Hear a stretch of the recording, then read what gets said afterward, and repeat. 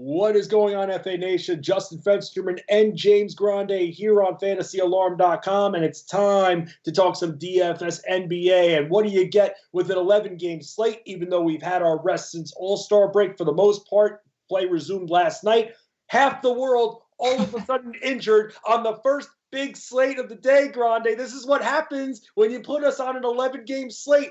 All of a sudden, random players who weren't even on any kind of injury report are suddenly appearing as not questionable, but out, my man. How the hell are you? Well, this is a nice welcome back, Fensty. I mean, yeah, that's kind of how I feel. Just face palm. I was good. I was great. I'm still personally great. The NBA slate right now is in complete shambles. It really is, and we're going to go over that. We're going to go over the playbook on fantasyalarm.com for tonight's monster slate there. Again, you can follow James at @the_real_Grande on Twitter, at Fensty Sports. John and Pemba on the playbook, also producing this broadcast right now. And without further ado, James, you can take the next 10 minutes off as I read through all players that are not going to be joining us this evening when it comes to gameplay as of right now, this moment. Let's start out with some breaking news that literally just popped off about 2 minutes ago. Luka Doncic and Kristaps Porzingis, both in a great matchup, they're going to be out because of injury recovery. All-Star break wasn't good enough. I know Luka played, but really, they need more time to recover, Grande? This is complete face palm.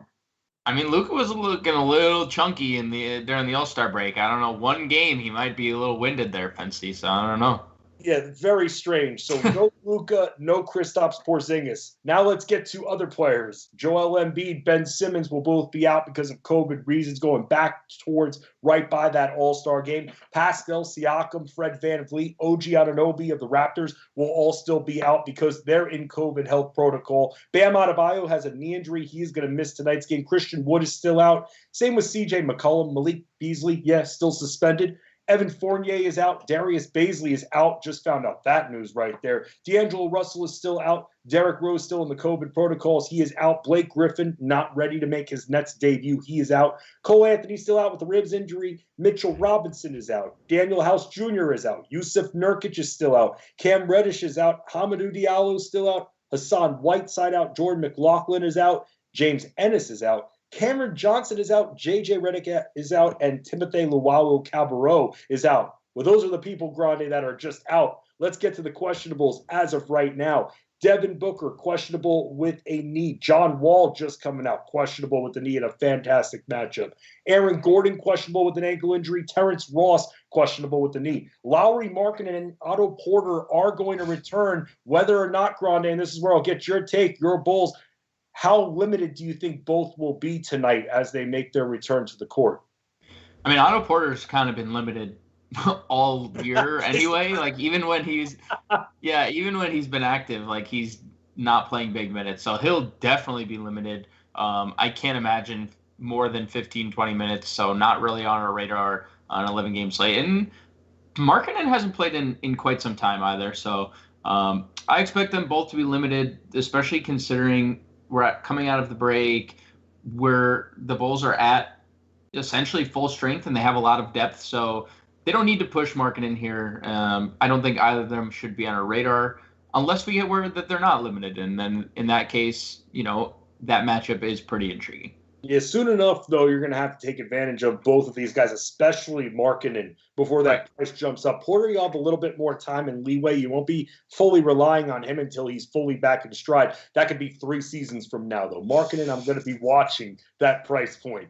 Other injuries, DeLon Wright is questionable with the groin. Eric Gordon, questionable with the knee. There's some contract situation going on with him as well. Whether or not they were going to try to just let him go, that's kind of put him in purgatory a little bit, but still on the team. Devontae Graham, he's returning with a minutes restriction, Grande. This is big, not just for tonight, but it's looking like the foreseeable future. So for the next few weeks, he's going to be restricted. So they're going to watch him, and they might as well. They've got 2 to 3 fully capable guards if you include Malik Monk in Charlotte. Finally, James Wiseman expected to play. He's been dealing with some COVID issues. Jeff Green was just ruled in for the Nets. Terrence Davis questionable with an ankle injury. Grande, I miss anything? I think I announced half the league there. More, I would say 60 to 70% of the league was just announced, Finsty. And as always, we will make sure we're keeping tabs on anything else that comes out injury related. But for now, let's go over the point guards. John and Pemba's playbook is live, hot, being updated. And where shall we start when it comes to high price guards? Because no Doncic for this one. So where are we pivoting to, Grande? Who stands out at this point with no Luka? I mean, obviously Luka, coming off the triple double last night was at the top of our list, but we're gonna have to pivot. And as much as I like Curry, Irving, Trae Young, I kind of like the tier below them more. I think Irving. I won't even say that. Trae Young probably is the one guy that stands out the most to me. If we are just talking about this elite tier, if we have to pick one, it's Trae Young. Toronto's defense has been dreadful without those guys. And even with Kyle Lowry back, it really hasn't mattered. They've just given up a lot of points since COVID, overthrew their team. Trae is in an advantageous spot to go bonkers. And the price tag on FanDuel is ridiculous, under 9K. So Trae stands out for me over Steph Curry and Kyrie Irving, but I love the tier below. If John Wall plays, Kyle Lowry, John Wall, and Chris Paul, if Devin Booker doesn't play, I think are all super elite here in the mid tier. I don't think we need to spend up all the way at point guard because there are the likes of Giannis Antetokounmpo and Nikola Vucevic without his whole team, and that James Harden guy are also on the slate. So I don't think we need to go all the way up. I think this next tier of Lowry, Wall, Chris Paul is where I'm going to live. So let's go lower than that value tier. I mean, who else is out there? We talked about some teams like the Sixers, for instance, missing two key guys. You looking at any Sixers guards this evening? Yeah, man. I mean, Shake Milton has been that dude, Fensty, and especially when Joel Embiid has been off the floor this year. And even when like Simmons has played and he's not tonight, Milton has been that dude. We're talking about a guy who, everyone most likely assumes Tobias Harris is the leader in the clubhouse in terms of usage rate when both of these guys are off the floor. That's not true. It's Shake Milton, 30.7% usage rate, leads the team. True. Yeah, it's huge. And again, like Tobias Harris is on this team who everyone expects to be 1A. And Tobias Harris does lead in fantasy points per minute, 1.22. Shake 1.11. Ain't too bad. Ain't too shabby there, Fancy. So I am all in on Shake Milton tonight. And I think things got super interesting, and I don't think it did get super interesting now that Luka's out. Because Jalen Brunson has been playing super well with Luka Doncic. I mean, outside of last night, he had been playing big minutes. I mean, if you run down the game log, 33, 29, 27, 23, 30, 28, 34. So out of the last 7 games, once he didn't play 28 minutes, excluding last night against San Antonio. And he had been producing big-time fantasy points. So I think Jalen Brunson instantly becomes one of the more popular plays at point guard. And if you're playing on a site like FanDuel, you could double punt point guard, Fensty. And not punt, but use Milton and use Brunson, right? And then you shift your focus to Giannis and Harden. And you can comfortably, or Harden and Vucevic, or Vucevic and Giannis, like whatever pairing of elite guys you want to use, because Brunson and Milton both have 30-plus fantasy point upside tonight with the guys out in front of them. So I think Milton, and I'll shout out, John has Elfrid Payton in the playbook too, 35 minutes, and in a very fast environment going up against Milwaukee. So those 3 guys, I think, are really the lower mid-tier to upper value tier options that I personally am into. I'll say this about Elfrid Payton too. This guy has had his feet to the fire for most of the year because of Emmanuel Quickley, and he continues to hold steady to his position. And that's big right there because to me, and I've been saying it all along, Quickley, his gameplay when the Knicks are at full strength is completely impacted not by Rose, but by Elfrid Payton. And if Elfrid Payton, who will play some defense, is going to continue not taking stupid shots, you're going to continue to see a lot of him. And yeah, he's not fun, but for 4,900, I'll have a little fun with Elfrid Payton, Grande. You're onto something with that. So got to give J.I. some props on that one. You're totally right. Jalen Brunson, by the way, on DraftKings, 5,500. Definitely very affordable. Excellent matchup for him against Oklahoma City tonight. Let's move on to shooting guards here because that Harden guy, you like that Harden guy better or that LaVine guy better?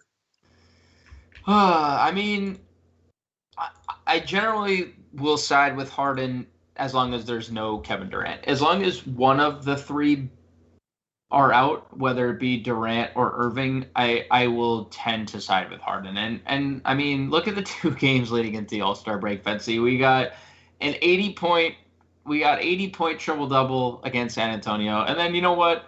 Let's follow that up against our old pals in Houston with a 73-point triple-double. I mean, it's just the ceiling is what it is. It's the highest that we have probably on the slate outside of Giannis. And honestly, maybe point guard Vucevic, who, the offense is going to flow without everyone else in Orlando and possibly even no Terrence Ross. So I lean Harden, but it is interesting pivoting to LaVine because we know there's 35, 40 actual point upside in LaVine, actual point upside. So I lean Harden, but I can get behind Zach LaVine because he's just such an elite.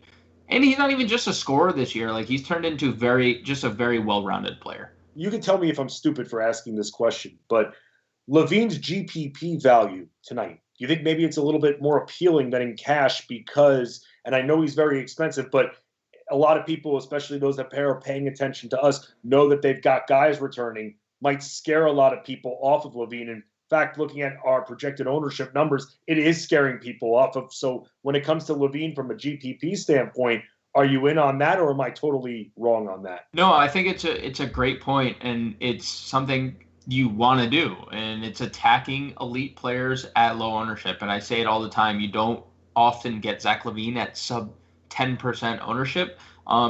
And let's face it, they don't have their 2 best defenders and their best perimeter defender in Ben Simmons, someone that people are, speculating could win Defensive Player of the Year this year. Well, he said it that he's the best defensive player. Yeah, that's like the kiss of death right there. Right, and by people, maybe it was just Ben Simmons thinking that, but he's not around. I'll give Ben Simmons credit. He is a good defender, and he could present a lot of issues for LaVine, but he's not there. And he could see a lot of Shake Milton, some Danny Green, who's obviously on the latter legs of his career. So LaVine should have no problem. This could be an upside game. And plus, we're talking about Shake. We're going to talk about Tobias. We're going to talk about other Philly guys. If you're going to play 2 or 3 Philly guys, not the worst idea to bring it back with the other team's best player who can go for 40 actual. So, yes, I do think LaVine is a very intriguing tournament play and someone that you can pivot away from Harden because, let's face it, Giannis is on the slate. I've said it a bunch. Giannis is on the slate. Vucevic is on the slate. I mean, we didn't even mention Dame Dalla on the slate. I mean, Curry, Towns. I mean, there's a ton of premier talent. If you want to pivot off Harden and play LaVine, by all means. I want to play Victor Oladipo with this John Wall stat. Yeah, that's that's what I really want to play right now, especially on FanDuel for 7,700. I was liking both of them already, and I put Wall in the starting 5, and now he's freaking questionable. So now, Oladipo is the obvious pivot point, right, with the unknown. Yeah, and I think that's that just is another factor on why LaVine's overlooked, right? Because we're most likely going to play Oladipo. There's no Wall. There's possibly no Gordon. There's no Christian Wood officially ruled out again. It's just the Oladipo show, and he's cheap. I mean, not cheap, but it's cheap enough, and it's going up against Sacramento. He's 7,700. The fact that he's under $8,000 coming off a gajillion fantasy points in the game prior to the All-Star break, 60. To be exact, against Brooklyn. So even better matchup here. So I'm with you. And I think the primary pivot off of Harden will be Oladipo, and for good reason. And if this ownership stays the way it is, Fancy, No chance. Right? There's no chance. There's zero chance. In cash games, like if John Wall were ultimately ruled out, which unfortunately we won't know, right? It's 10 o'clock. It's a 10 o'clock game. We're not going to know. So it's one of those situations where you can put Oladipo in your util, or you can put Wall in your util, for potential pivots later on in the evening. If you want to put De'Aaron Fox there's plenty of things you can play around with. But leave that, if you do want to play this game, leave that util spot for an Oladipo or a Wall and pivot accordingly. I think if both of them played, I prefer John Wall. Fancy, I don't know what your thoughts are, but I would prefer Wall to Oladipo if Wall were to suit up. I was deciding between the two to put in the starting five, and I went with Wall. I didn't need him in bat and eye or anything like that. Okay. Very easy decision. Fast-paced game. De'Aaron Fox, awful at defense. Awful. I love it so much. But looking at that matchup some more, you went on Halliburton at all? Yeah, I mean, he's returning from injury. He's really good. I can get behind it. I mean, I'm not at the point where I'm very in on it, but it's intriguing now. And thinking about it from an ownership standpoint, maybe someone that might fly under the radar in a very, very solid matchup. I mean, he will likely be on a limit, right? Because he hasn't played all of March. And I know there was a break, so we don't have a lot of games in March. But just think about the season in general. Everyone is being so cautious with everyone, right? I don't think the Kings need to push him. I don't think they will push him. So maybe that bumps up Buddy Hield a little bit more, if anything. I don't think we need to go there. I think Hield, Edwards are similar price tags. I think those two guys stand out more to me. Doesn't do it for me, at least on this slate. And I'm a big Tyrese Halliburton guy. Just I don't think tonight is the night. Some injury news that just came to us here. Terrence Davis, officially a game time decision now. So with him, we're looking at Toronto. What do you think of Norman Powell? Oh, yeah, forget it.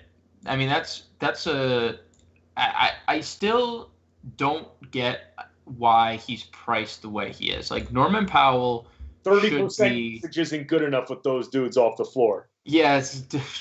Shame on Norman Powell for only 30% usage rate, right? I mean, dude, he should be I get it. They could return whenever, we've seen players just be oh, they're active from COVID.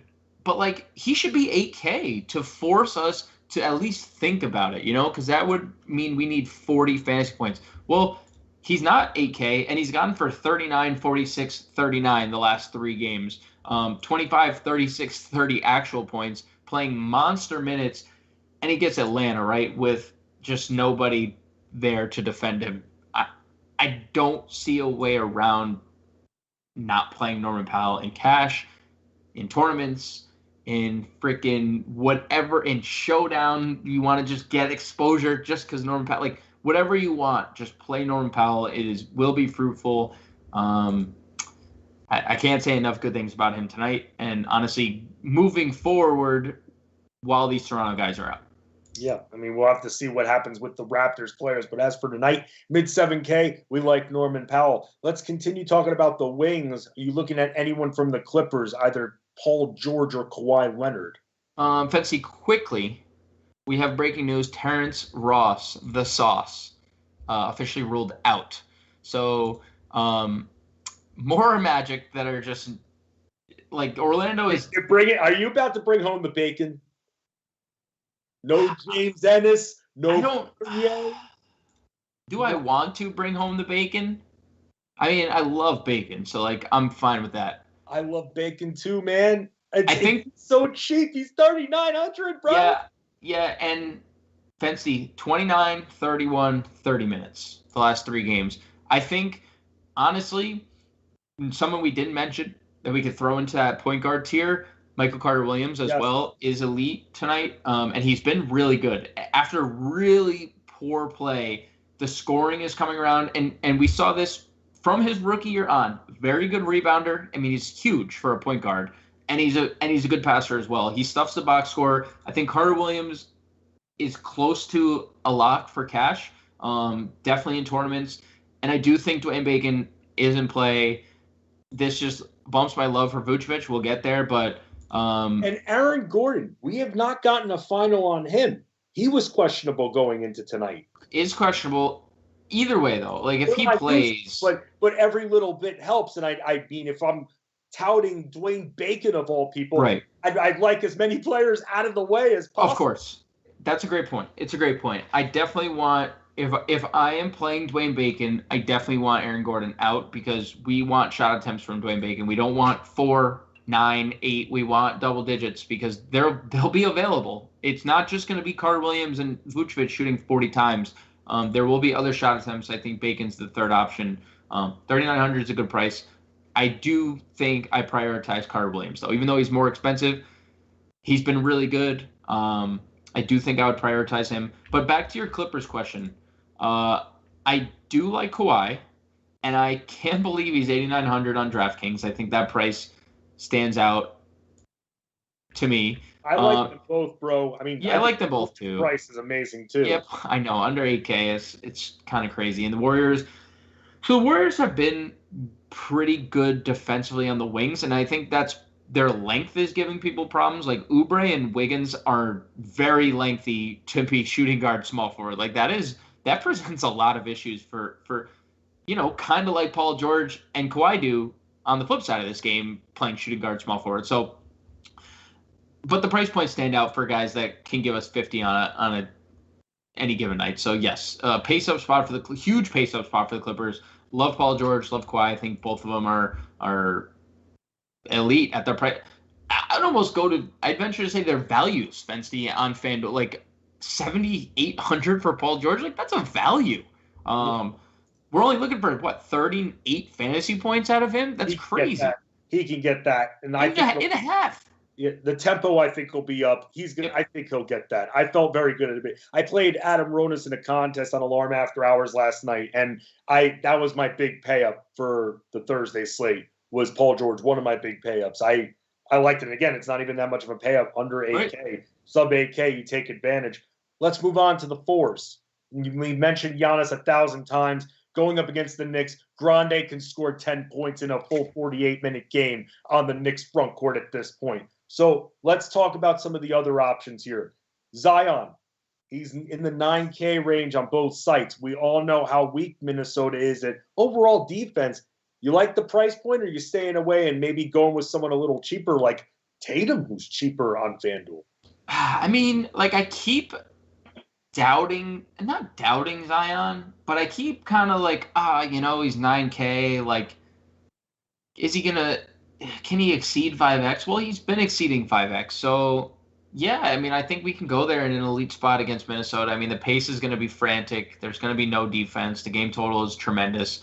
So I definitely think I'm willing to just, allocate some funds Zion's way. I do like Jason Tatum, who, Zion profiles generally as a cash game play, right? Because he's so consistent, has such a nice floor. But we are getting more peripheral stats, more ancillary stats that are giving us the GPP upside. Tatum is definitely the GPP guy because we have loved attacking Brooklyn defensively, and that's not going to stop with Boston's best player. And let's face it, they need to have a good second half. Like they've been in weird territory for the last 2 months, and I think this break helped Boston, and I think this matchup coming out of the break is going to be tremendous. I do think Tatum is a great play, but Fensty, $2,000 cheaper over on FanDuel is Tobias Harris. For whatever reason, knowing you knew, FanDuel, that Ben Simmons and Joel Embiid went to the barber and got COVID during the All-Star break. Why is Tobias Harris $6,900? I do not understand. And it's not just $6,900. He's going up against the Bulls front court. That is trash defensively. Well, here's the deal. I don't know if they're trash. They're good guys or cold now because they're just coming back. Like OP, Otto Porter's coming back, and he's cold. He's not going to be warmed up for that. Dude, why is he six? Like, I just don't. It just doesn't make sense. Like pricing. Maybe they wanted to drive up ownership on him. He should be 50-60% owned in cash games on FanDuel. He should, and he should be 40% in tournaments because we need 36 fantasy points out of that him. Entire area, Grande, and especially on FanDuel, that entire tier, the late 6,000s, early 7,000s. You've got Harris, you've got Jeremy Grant, both in John and Pemba's playbook. Chris Boucher as well. All three of them are in good spots. Jeremy Grant, don't sleep on him because I love attacking Charlotte as well, man. And they suck versus wings. I think if I were to rank them, Grant would, and this is not a slight at him at all, because I think you're right. I think all three of these guys are really great plays. I think he would be third for me. That's primarily because I love Harris the most. I mean, again, no Embiid, no Simmons. Very hard not to like him at $6,900. And then Boucher, nobody's active for Toronto, and Nick Nurse finally, Fency gave him 35 minutes, and look what happens. He goes for 30 actual, and he fouled out. So, like, does he even play more minutes if he doesn't foul out? I mean, hard for me not to get behind Boucher at that price point, and I know he's going to play 22 minutes tonight. I'm ready for it. But the thing about playing Chris Boucher is you have to be ready. You have to mentally prep yourself, right? It's like you're cutting an onion. Your eyes are going to water. Chris Boucher is the onion. Your eyes are going to water. There's a chance that Chris Boucher plays 22 minutes. So you live with it.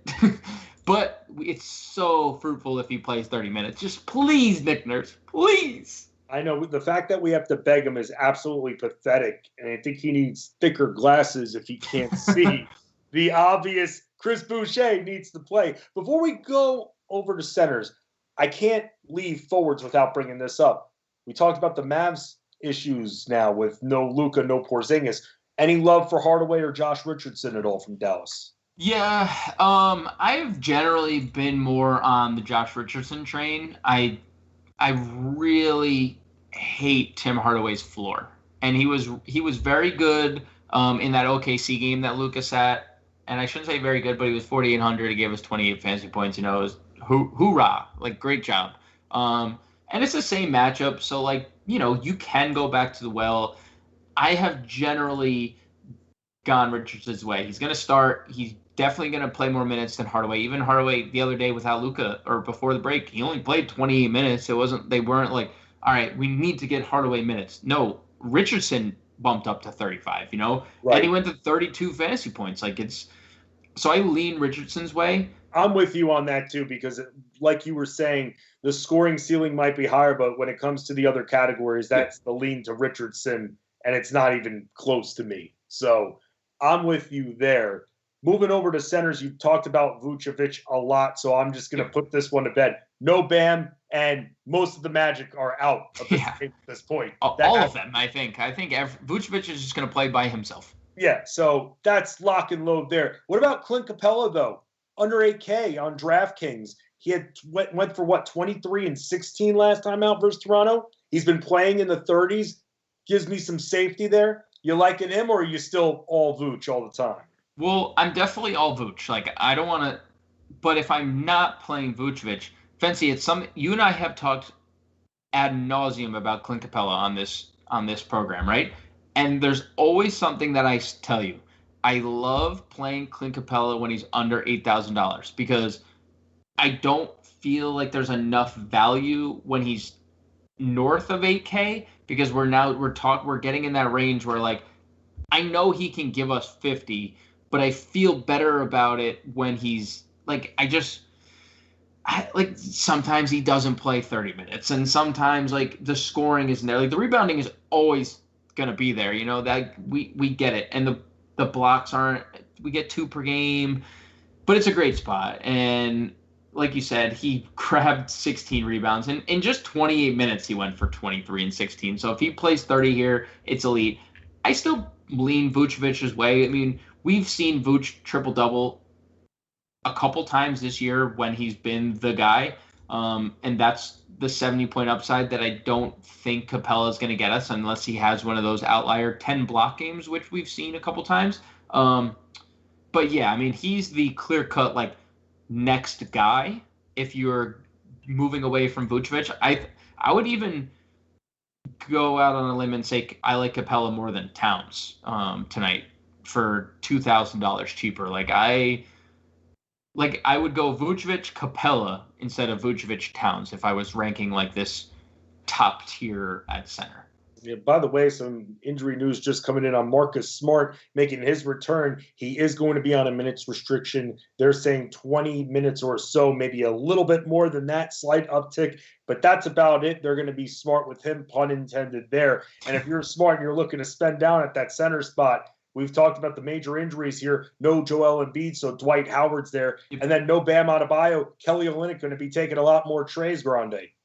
Yeah, so I want to throw I do want to throw Justin Patton into that mix too, okay? Because so it's something that I was thinking about earlier. Like PJ Tucker's name is swirling in trade rumors, right? And he's been linked to this team, that team. I mean, he's a very good role player, right? PJ Tucker is probably a guy that most teams want because of his defense and his just reliability.